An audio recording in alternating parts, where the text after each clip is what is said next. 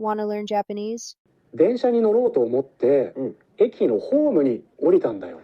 そうだね。電車乗ると駅のホームがあって、右と左で電車があるから。If you know, you know. It's standard Japanese. Now listen to this. カニポクケマパセバケマハカパセカスモキイケウェヘカレウケカスモキクス使いはマナンナンクルワ。 Did you understand anything? Now this. Ato dantan saywal kaya aniado na chimano ay kadunay bro. Suya ubugati ay titi unido harido bon.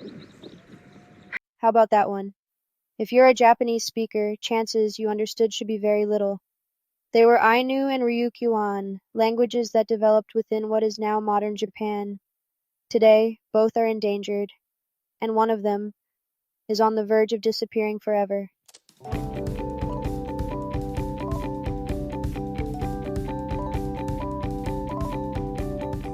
Hi everyone, and welcome back to Who Gets to Keep Their Language?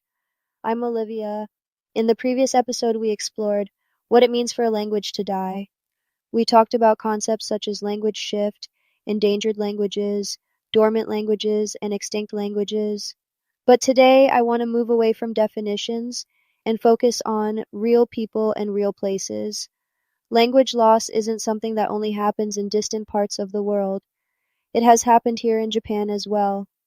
Today we're looking at two fascinating cases, Ainu, spoken by the indigenous people of northern Japan, and the Ryukyuan languages, spoken across by the indigenous people of southern Japan. Their histories are different, their languages are different, but both tell us something important about how languages disappear and why some survive. Let's begin in Hokkaido. Today Hokkaido is simply one of Japan's 47 prefectures, but historically this region was home to the Ainu people, an indigenous group with their own culture, traditions, belief systems, and language. The Ainu language is particularly fascinating to linguists because it is considered a language isolate. In simple terms, that means we have not been able to prove that it is closely related to any other living language. Unlike English and German, which belong to the same language family, or Japanese and the Ryukyuan languages, which are related to each other, Ainu stands largely on its own. For centuries, Ainu communities lived throughout Hokkaido, which was called Azochi a while ago, and nearby regions. However, during the 19th century, things changed dramatically. Following the Meiji Restoration, the Japanese government expanded settlement and development in Hokkaido. Large numbers of Japanese settlers moved north, and policies encouraging assimilation became increasingly common. Japanese became the language of education, government, and economic opportunity. As a result, many Ainu families began using standard Japanese more frequently, and this is where a concept from episode 1 becomes important: language shift. Parents often want the best opportunities for their children. If speaking Japanese leads to better education and employment, it becomes practical to prioritize Japanese. The problem is that when one generation stops passing a language to the next, the language becomes vulnerable, and once that process begins, reversing it becomes extremely difficult. Today, UNESCO classifies Ainu as critically endangered. There are no widely recognized native speakers who learned Ainu as their first language in childhood and continue to use it as a community language.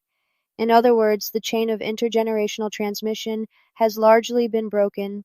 What's especially interesting is that the Ainu people themselves have not disappeared. Although it is a small number, there are still people today who proudly identify as Ainu and actively work to preserve Ainu culture. This raises an important question. Can a people maintain their identity even if their ancestral language is no longer widely spoken? The answer is complicated.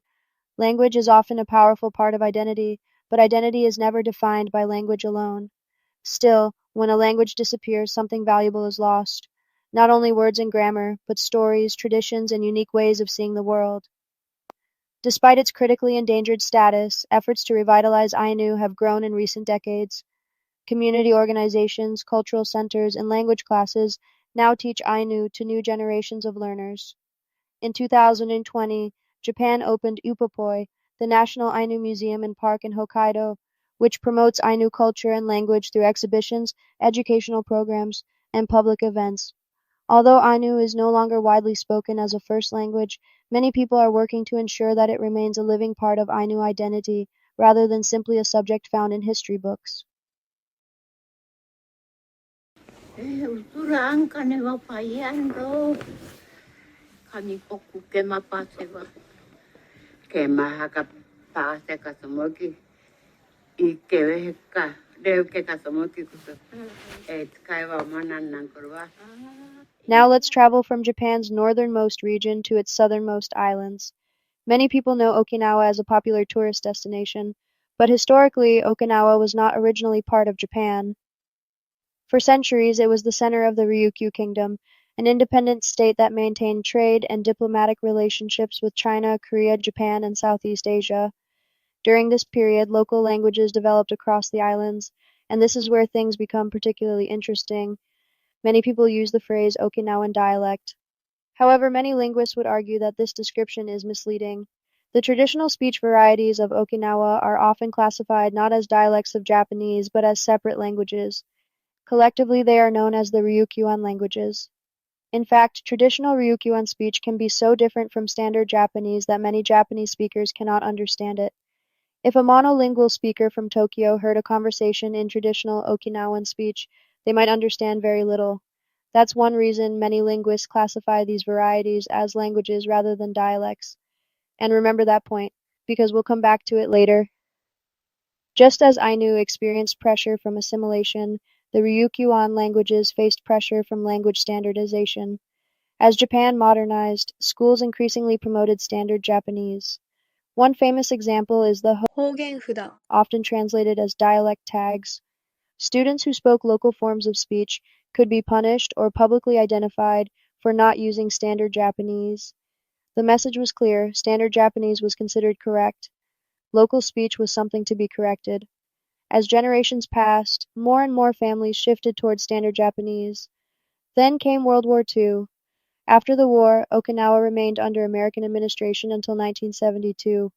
Political authority changed, but the shift away from traditional Ryukyuan languages continued. Today, the number of fluent speakers has declined significantly, and UNESCO classifies several Ryukyuan languages as endangered. So what do people in Okinawa speak today? It is known as うちな大和口 Uchina Yamatoguchi combines elements of Ryukyuan speech with standard Japanese, and it is generally considered a dialect rather than a separate language.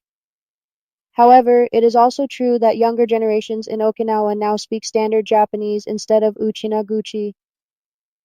To prevent this, community groups, researchers, and local governments have created language classes, cultural programs, dictionaries, and digital resources to preserve traditional Ryukyuan languages.